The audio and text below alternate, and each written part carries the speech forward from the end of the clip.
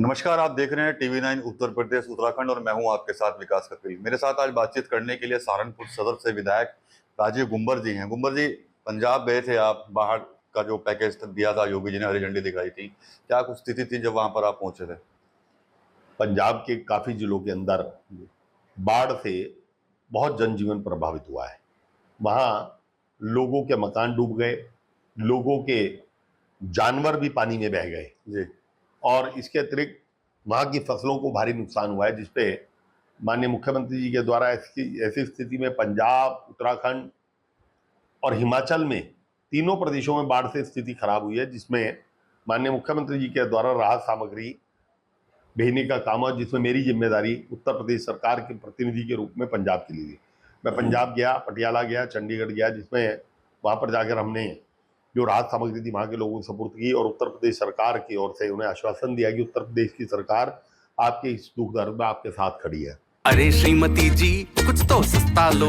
नहीं श्रीमान जी, सब बढ़िया लो। इसमें क्या खास बात है? थोड़े में ज्यादा स्वाद, यही तो है इसकी खास बात। क्या स्वाद है? अरे मेरे राजा, राजा और मसाला। इसके अतिरिक्त हमारे माननीय प्रधानमंत्री जी के द्वारा भी पंजाब का दौरा करके पंजाब को 1600 करोड़ रुपए की सहायता राशि उपलब्ध कराई गई है, जबकि हिमाचल में 1400 है और शायद उत्तराखंड में 1200 है। पंजाब हम लोगों का जीवन है। पंजाब हम लोगों की आपूर्ति का केंद्र रहा है। पंजाब एक ऐसा प्रदेश है जो हमेशा खुशहाल रहा है, पूरे देश को जिसने खुशहाली दी है। आज वो यदि संकट में है तो पूरा प्रदेश के समस्त लोग उस संकट की घड़ी में और देश के समस्त लोग उस संकट की घड़ी में पंजाब के लोगों के साथ खड़े हैं। कल एक सम्मेलन हुआ है लखनऊ में, समाजवादी पार्टी का, सिख समाज की तरफ से सम्मेलन बताया गया था। तो समाजवादी पार्टी के अध्यक्ष हैं अखिलेश यादव, उनको सिख समाज के लोगों ने पगड़ी पहनाई है। अभी मैं सोशल मीडिया पे एक पोस्ट देख रहा था, जो विधायक हैं आशू मलिक, उन्होंने लिखा है कि 27 के सरदार अखिलेश यादव। मैं आशू मलिक जी भाई हूँ या अन्य पोस्टें भी मैं देख रहा हूँ सोशल मीडिया पर जी। मैं उन्हें याद कराना चाहता हूँ, सरदार केवल पगड़ी पहनने से नहीं हो सकता। सरदार का मतलब असरदार से होता है, कामदार से होता है। और अखिलेश यादव जी की सरकार में मैं याद कराना चाहूंगा, क्योंकि मैं सहारनपुर से संबंधित हूं, तब मैं विधायक नहीं था। 2014 में अखिलेश जी की सरकार थी। आप पत्रकार मित्रों को उस सारे घटनाक्रम का याददाश्त भी है कि किस प्रकार से सहारनपुर में गुरुद्वारे की जमीन को लेकर जबरदस्ती का विवाद पैदा किया गया था। समाजवादी पार्टी के नेता मोहर्रम अली पप्पू और उन लोगों के द्वारा योजनाबद्ध तरीके से गुरुद्वारे पर हमला करके गुरुद्वारे को जलाने की कोशिश की थी, जिसमें सर्व समाज के हिंदू लोगों ने, जिसमें सिख समाज के लोग भी थे और सर्व समाज के हिंदू भी थे, हम लोग भी वहां पर मौके मौजूद थे, जिसमें उस गुरुद्वारे को बचाने के लिए सब लोगों ने अपनी जान लगाने का काम किया। चुन चुनकर सिख समाज के और पंजाबी समाज के लोगों की दुकानों को, गुरुद्वारा रोड पर 100 से ऊपर दुकानों को जलाया गया। और केवल जलाया नहीं गया, उनको लूट कर दंगइयों के द्वारा अपने घर में ले गए। और वो लूट में संरक्षण किसका था? अखिलेश यादव जी का पूर्ण संरक्षण था। उसमें अखिलेश यादव के नेताओं का सहारनपुर के पूर्ण संरक्षण था, जिन्होंने आक्रमण भी किया और लूटपाट भी की। तो अखिलेश यादव जी को उस समय सिख समाज की याद नहीं आई? क्या अखिलेश यादव जी ने कोई उसमें सिख समाज को सहायता उपलब्ध कराई? क्या उन्होंने गुरुद्वारे के दंगे के आरोपियों के खिलाफ कोई कार्रवाई की? कोई कार्रवाई नहीं की। ये तो दंगइयों को संरक्षण देने वाले लोग हैं।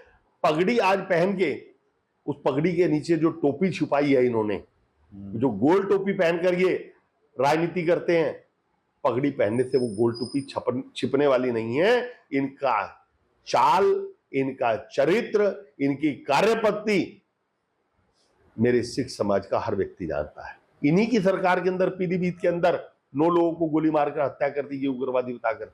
इनकी सरकार के अंदर एक नहीं अनेकों घटनाएं पूरे प्रदेश के अंदर ऐसी हुई जिसमें सिख समाज का अपमान करने का कार्य किया गया और एक पूरी की पूरी योजनाबद्ध तरीके से एक वर्ग को संरक्षण देके बहुसंख्यक वर्ग का उत्पीड़न करने का काम किया गया। आप कई वीडियो में देखता रहता हूँ आपकी, आप लगातार आक्रामक रहते हैं अधिकारियों के ऊपर, लेकिन उसके बावजूद भी हालात कुछ इस तरह नजर आते हैं विधायक जी, सुनते नहीं क्या अधिकारी ढंग से? बहुत परिवर्तन है।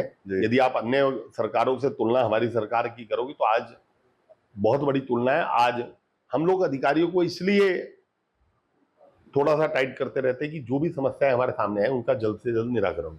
लेकिन हमारी सरकार जनता के प्रति जवाबदेही है। मेरी जवाबदेही जनता के प्रति है। मुझे जो भी समस्याएं मिलेंगी, मुझे अधिकारी को डांटना पड़े, अधिकारी का ट्रांसफर करवाना पड़े या उसे सजा दिलवानी पड़े, मैं पीछे नहीं हटता। सरकार के नाते हम लोग की जिम्मेदारी है, विधायक के नाते मेरी जिम्मेदारी है कि उन सब चीजों को शासन तक पहुंचाना और उन पर कार्रवाई करवाना, जिसे मैं निरंतर करता रहता हूँ। कहीं अभी घटनाएं हुई हैं तो कुछ बीजेपी से ही जुड़े लोग थे जिन्होंने पत्र भी लिखे हैं सरकार को, भाई अधिकारी हमारी सुन नहीं रहे हैं, काम नहीं हो रहा है थानों चौकी में भी। कुछ अधिकारी अभी भी समाजवादी पार्टी की मानसिकता के हैं।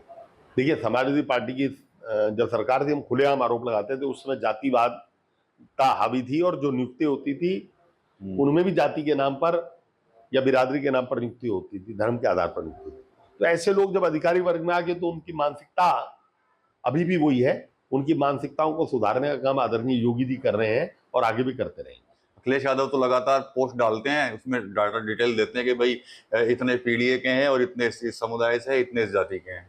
वो इस तरह के भी डाटा डालते रहते हैं। तो अखिलेश जी को करनी जाति की राजनीति ना, हम सर्व समाज की बात करते हैं। तो हमने तो कभी डाटा नहीं डाला कि पंजाबी इतने, बनिए इतने, ब्राह्मण इतने, यादव इतने, मुस्लिम इतने। हम कोई डाटा नहीं डालते क्योंकि हमें सर्व समाज की चिंता है। हमें सब जातियों को साथ लेके चलना है। हमें संपूर्ण हिंदू समाज को एकत्र करके राष्ट्र को परम वैभव की तरफ ले जाना और उत्तर प्रदेश को विकास की राह पर ले जाना है। आपके शहर के व्यापारी काफी नाराज हैं पिछले कई दिनों से, उनको कैसे मनाया जाएगा सर? कई बार समस्याओं का हल किया गया है जी। जो भी समस्याएं मेरी जानकारी में आई थी उसमें हम सब लोगों ने पार्टी लेवल पर बैठकर उन्हें हल कराने का काम किया है। और अभी व्यापारियों को दो बहुत बड़ी सौगात माननीय प्रधानमंत्री देने का काम किया। एक तो 12 लाख तक आय में छूट, आयकर में छूट, और दूसरा जीएसटी की जो आम जरूरत की चीजें थी, आम व्यक्ति की जरूरत की चीजें थी, जिससे आम व्यापारी भी प्रभावित होता था क्योंकि उससे व्यापारी की सेल पर भी असर पड़ता, तो उसे 5% के दायरे में लाने का काम किया। बीमा को बिल्कुल जीरो जीएसटी से हटा दिया गया, जीरो पे कर दिया गया। स्कूटर, छोटे स्कूटर, मोटरसाइकिल, इस तरह के वाहनों को 5% के दायरे में ले आया गया। आम खाने पीने की चीजों को 5% के दायरे में 18% से लाया गया। तो व्यापारियों को आज बहुत खुश है। आप व्यापारियों से बात करेंगे तो आज व्यापारी बड़ी राहत महसूस कर रहा है। सर एक आखिरी सवाल और लूंगा। आप जिस शहर विधानसभा से आते हैं उसका एक अच्छा खासा हिस्सा लकड़ी उद्योग से जुड़ा हुआ है और वो लकड़ी उद्योग विश्व पटल पे अपनी पहचान बना कर रखता है, लेकिन परेशान है वो काफी सालों से। कभी कोरोना हुआ, कभी युद्ध हुए, उनकी वजह से उनका माल अटक गया। ये सब वैश्विक समस्या है जी। कोरोना किसी एक शहर की, एक जिले की समस्या है, एक प्रदेश की समस्या नहीं। विश्व में जो अस्थिरता रहती है, अभी अमेरिका ने ट्रेड टैक्स लगा दिया, टैरिफ बढ़ा दिया, उससे व्यापार पर असर पड़ता है। लेकिन उत्तर प्रदेश की सरकार में माननीय मुख्यमंत्री जी का मैं पुनः आभार व्यक्त करता हूँ कि उन्होंने ओडीओपी योजना चलाई। ओडीओपी योजना के तहत एक जनपद एक उद्योग के तहत, एक उत्पाद के तहत जो भी वहां की ज्यादा उत्पाद वाली चीजें थी उनको उन्होंने जोड़ने का काम किया। और वुड कार्विंग आज हमारा एक जनपद एक उत्पाद के तहत रजिस्टर्ड उद्योग है, जिसमें सरकार के द्वारा बहुत फैसिलिटी मिलती है। इसी प्रकार से हौजरी उद्योग को भी हमारे सहारनपुर के एक जनपद एक उत्पाद में शामिल किया है। और लगातार सरकार के द्वारा इनको संरक्षण देने का काम, इनको सुविधा देने का काम हमारी सरकार कर रही है। यदि फिर भी व्यापारियों को, काष्ठ कला उद्योग व्यापारियों को दिक्कत आ रही होगी तो मैं उन दिक्कत को हल करवाने का काम। धन्यवाद विधायक जी। तो ये थे विधायक राजीव गुंबर। और जो कल समाजवादी पार्टी का जो सम्मेलन हुआ है लखनऊ में सिख समाज का, तो उस पर कई घटनाओं का जिक्र करते हुए सीधे समाजवादी पार्टी के साथ साथ अखिलेश यादव समाजवादी पार्टी के जो अध्यक्ष है उन पर हमला बोला है विधायक राजीव गुंबर ने। TV9 यूपी के लिए सहारनपुर से विकास कर रही। कुछ तो सस्ता लो, सब बढ़िया लो। इसमें क्या खास बात है? थोड़े में ज्यादा स्वाद, यही तो है इसकी खास बात।